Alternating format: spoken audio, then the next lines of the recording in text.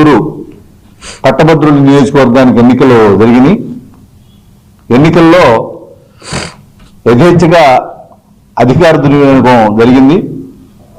మీరు పరిశీలిస్తే మధ్యాహ్నం నుంచి జిల్లాలో అనేక చోట్ల గుంపులుగా తెలుగుదేశం నాయకత్వం రావడం, 100 మీటర్లు దూరం అవతల ఉండాలి, కానీ పోలింగ్ బూత్తుల్లోకి వెళ్ళటం, పోలింగ్ బూత్తులు ఎదురుగా ఆ గేట్ ఎదురుగానే ఉండటం, ప్రచారం చేయటం, అదేవిధంగా ఏజెంట్లని బెదిరించడం అనేటువంటి సర్వసాధారణంగా నిన్న జరిగింది.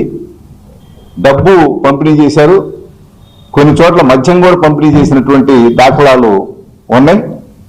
ప్రజాస్వామ్య వ్యవస్థలో ఎవరి ఓట్లు వాళ్ళు స్వేచ్ఛగా వినియోగించుకునేటువంటి అవకాశం ఉండాలి.